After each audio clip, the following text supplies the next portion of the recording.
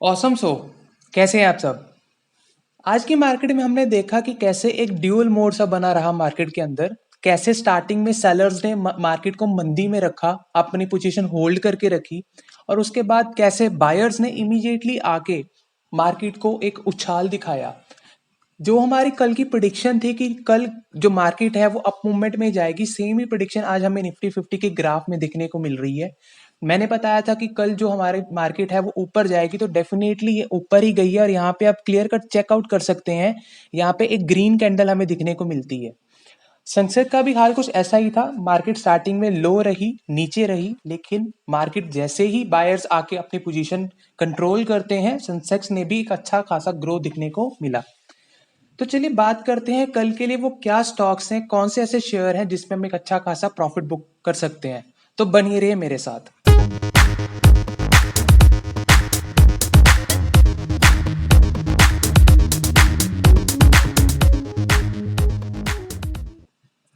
तो दोस्तों कल के लिए जो पहला शेयर मैं आपको बताना चाहूंगा वो है टाटा स्टील्स।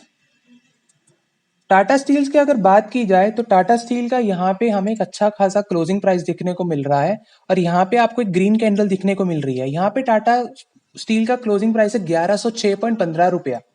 तो यहाँ पे टाटा स्टील के सपोर्टिंग प्राइस की बात की जाए तो वो आ रही है यहाँ पे लगभग कुछ 1097.70 के आसपास।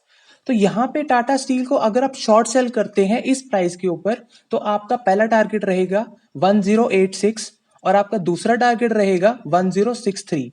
ये आपका शॉर्ट सेल के जरिए आप इसमें प्रॉफिट कमा सकते हैं। यही टाटा स्टील की अगर रेजिस्टेंस की बात की जाए तो यहाँ पे रेजिस्टेंस कुछ लगभग 1109 रुपए के आसपास की रेजिस्टेंस यहाँ पे दिखने को मिल रही है। तो अगर ये रेजिस्टेंस से ऊपर सस्टेन करता है तो आप इसको बाय कर सकते हैं, जिसमें इसका पहला टारगेट रहेगा 1120.80 रुपया, दूसरा टारगेट रहेगा 1136 रुपए। तो ये हमारी स्ट्रेटेजी रहेगी टाटा स्टील की कल के लिए। अब बात करते हैं वो दूसरा शेयर जिसकी अगर हम स्मार्टली एंट्री लेते हैं तो एक अच्छा खासा प्रॉफिट बुक कर सकते हैं। वो दूसरा शेयर अगर मैं बात करूं वो है डीएलएफ।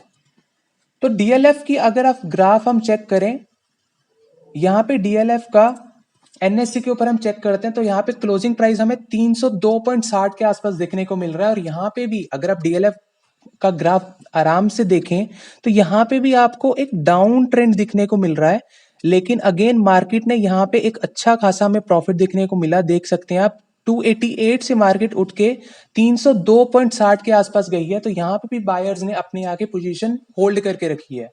तो डीएलएफ की अगर बात की जाए तो यहाँ पे सपोर्ट कुछ निकल के आ रहा है 295.60 रुपीज। तो यहाँ पे अगर डीएलएफ सपोर्ट से नीचे को जाता है तो आप इसको शॉर्ट सेल कर सकते हैं, जिसमें इसका पहला टारगेट रहेगा 290.60 रुपीज, और इसका दूसरा टारगेट रहेगा 286.80 रुपीज।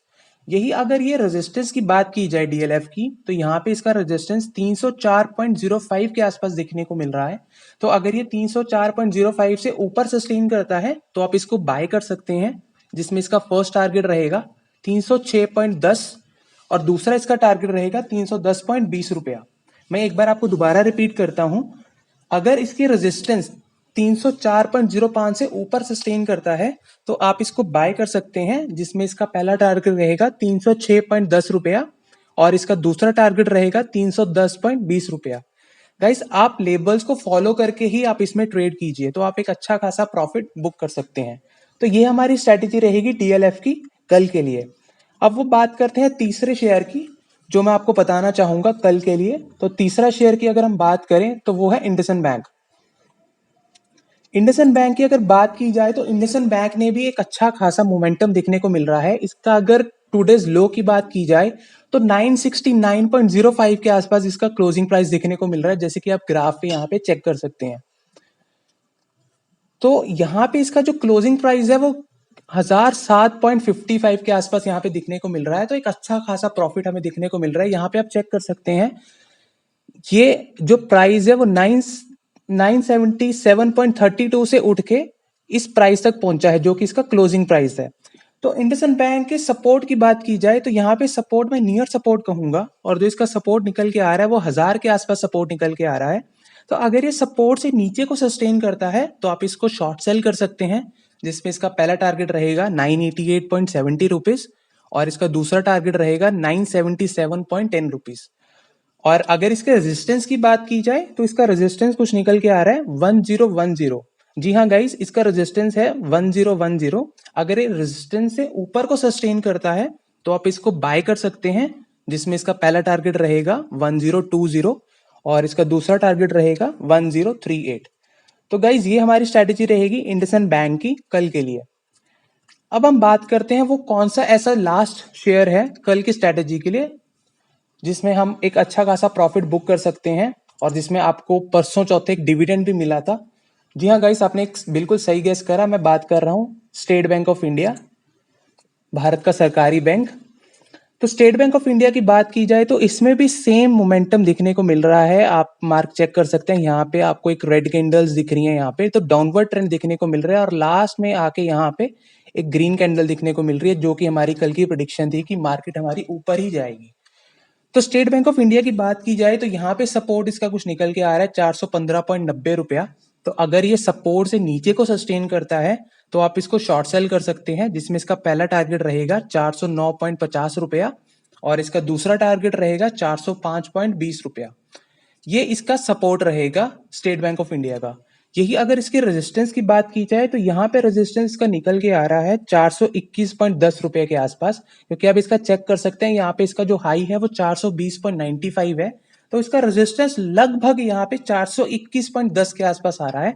तो अगर ये अपने रेजिस्टेंस से ऊपर को रहता है जो कि है 421.10, तो आप इसको बाय कर सकते हैं, जिसमें इसका पहला टारगेट रहेगा 425.80 रुपया और इसका दूसरा टारगेट रहेगा 429.15 रुपया।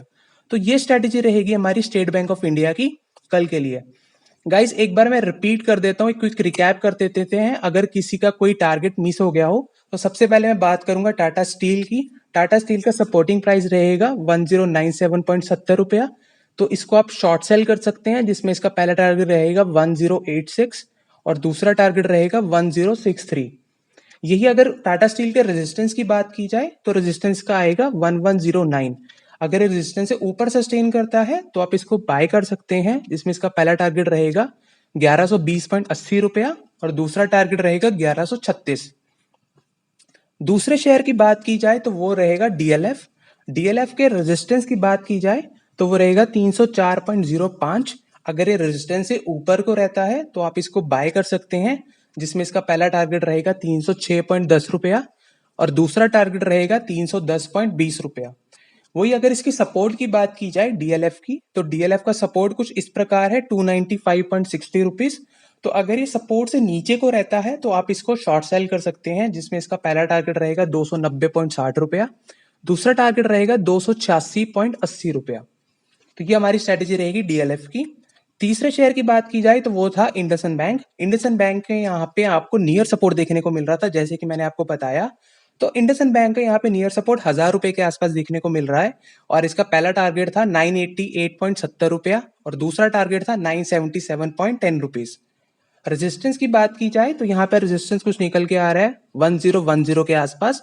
तो अगर ये रेजिस्टेंस से ऊपर को सस्टेन करता है तो आप इसको बाय कर सकते हैं, जिसमें इसका पहला टारगेट है 1020 और इसका दूसरा टारगेट है 1038।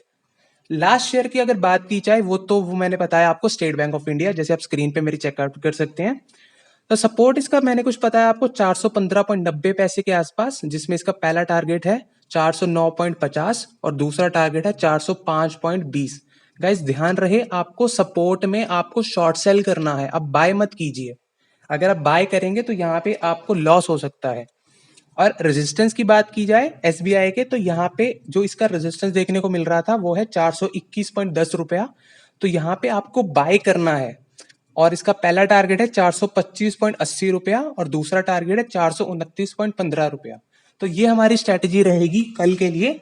तो मेक श्योर आप स्टॉप लॉस लगा के रखिए और लेवल्स के ऊपर ही आप ट्रेड कीजिए, तभी आप अच्छा खासा प्रॉफिट सस्टेन कर सकते हैं।